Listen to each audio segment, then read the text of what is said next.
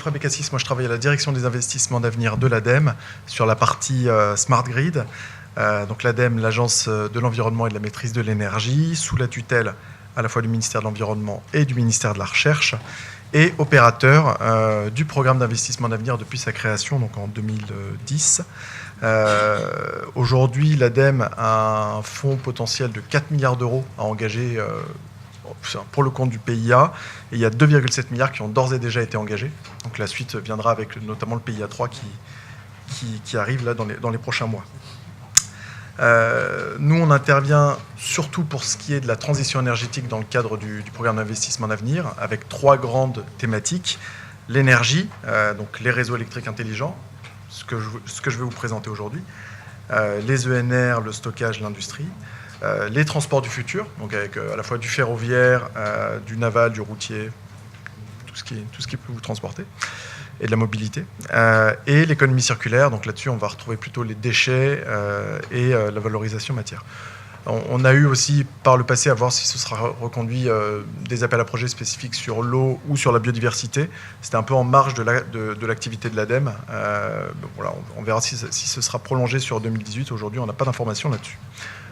Pour ce qui est des smart grids en tant que tels, aujourd'hui, on a soutenu plus d'une quarantaine de projets pour environ 120 millions d'euros d'aide, avec des grands projets emblématiques comme Nice Grid, Greenly, Smart Electric Lyon ou Ventea. Donc comme je disais, on est un peu entre deux eaux, puisqu'on a le PIA 2 qui se termine, le PIA 3 qui arrive. Donc aujourd'hui, on est dans une phase de rédaction d'appel à projets qui devrait sortir pour les premiers, en ce qui concerne justement les smart grids, dès la fin de l'année 2017.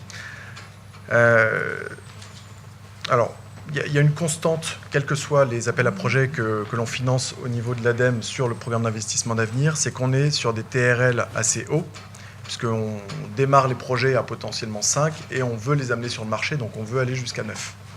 Voilà, donc on est vraiment sur la partie la plus à droite là, de l'échelle que vous aviez vue précédemment.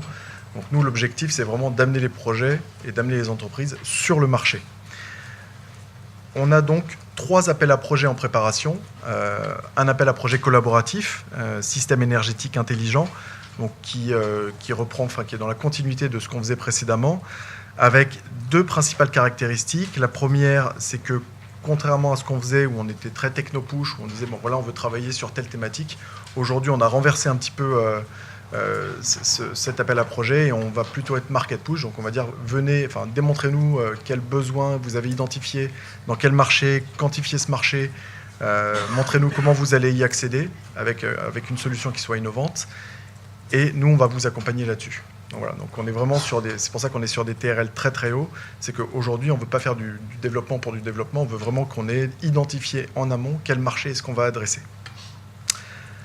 La deuxième caractéristique qui découle quelque part de la première, c'est que on veut accentuer le développement de solutions qui ont un potentiel à l'export. Et ceci, ça se traduit notamment par la possibilité prochaine pour les entreprises de faire leurs démonstrateurs à l'export. Donc de faire ces démonstrateurs dans les zones finalement où on va aller justement chercher à éviter des contraintes et donc faire vraiment la démonstration économique de ce que l'on aura démontré pendant le projet. Comme je disais, il n'y a pas vraiment de thématique appropriée. Pour autant, nous, à l'ADEME, on a identifié quelques axes sur lesquels on souhaiterait travailler. C'est à la fois le véhicule to grid, véhicule to home, au vu de, voilà, on est enfin dans cette croissance exponentielle des véhicules électriques, donc ça va engendrer des contraintes assez fortes pour le réseau, et donc il y a vraiment du travail, il y a du business à faire là-dessus. Sur la flexibilité également, et le troisième champ que nous on souhaiterait adresser, mais de toute façon ce ne sera pas restrictif, bien évidemment, c'est l'action 6 du plan réseau de la Nouvelle France industrielle. Donc vous aviez eu 2 régions qui avaient été lauréats, donc, de grandes régions, on va dire, Bretagne, Pays de la Loire avec le projet SMILE et PACA avec FlexGrid. Voilà, donc il y a des projets qui doivent émerger à nouveau dans ces régions. Ce ne sera pas forcément pour les acteurs de systématique. Mais voilà, nous on cherche à développer ces projets-là. Bien évidemment, même si vous êtes un acteur en région parisienne, vous pouvez tout à fait aller voir ce qu'ils font sur place et vous greffer à ces projets-là. On n'a pas de limitation géographique. Le deuxième appel à projet que je voulais vous présenter, c'est un appel à projet européen. Donc il y a un ERANET REG 6 qui est en cours de préparation, qui lui va sortir en juin 2018, normalement, avec potentiellement des TRL un peu plus bas que précédents. C'est-à-dire qu'on va accepter des TRL 3-4, sachant qu'au PIA, on garde à l'esprit cette volonté d'aller sur le marché, donc dans l'objectif d'aller quand même jusqu'à 9, mais on sait que sur ces appels à projets-là, on aura des projets qui seront un peu plus bas en termes de TRL, et on est prêt à jouer le jeu. Pour ces deux appels à projets-là, on va être à peu près sur les mêmes caractéristiques, c'est-à-dire que c'est un portage nécessairement industriel. On est sur des budgets au minimum de 2 millions d'euros, sur des projets qui vont durer entre 3 et 5 ans, avec un mix subvention et avance remboursable, mix qui reste à déterminer. Aujourd'hui, ça fait partie des discussions qui sont en cours entre l'ADEME et le donneur d'ordre, le commissariat général à l'investissement. Comme je disais, des TRL assez hauts, et on a identifié, ça c'est plus du retour d'expérience, qu'au-delà de 6 partenaires, ça commence à être compliqué à la fois pour les entreprises et pour nous. Donc on essaie dans la mesure du possible de limiter à 6 partenaires, sachant que pour nous, un consortium idéal, c'est une start-up qui développe une techno, un industriel qui a la possibilité de faire la scalabilité, et un labo de recherche qui va venir épauler la start-up dans ce développement techno.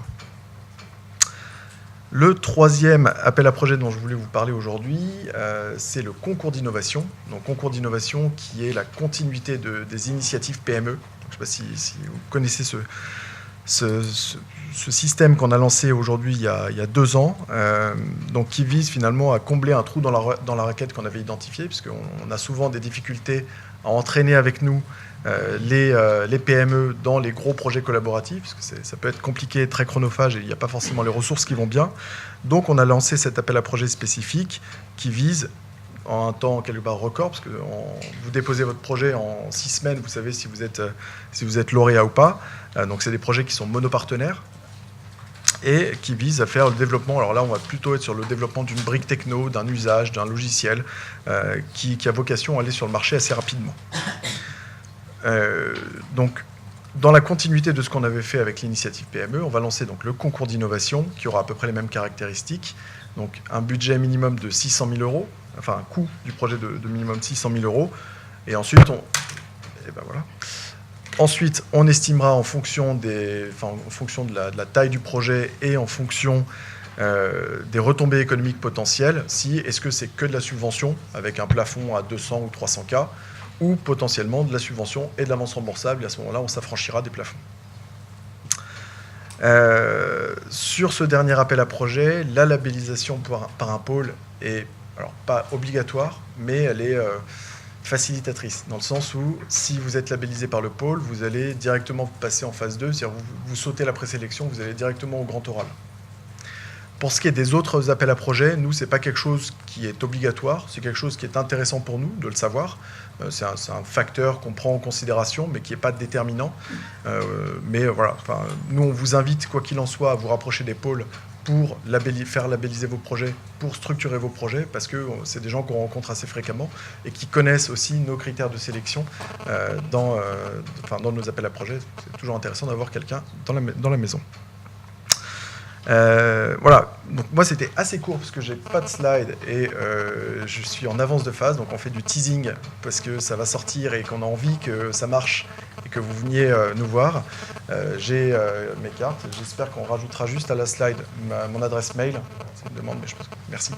Donc on fera ça, donc vous aurez mon adresse mail, n'hésitez pas à nous contacter et si vous avez des questions, je prends maintenant.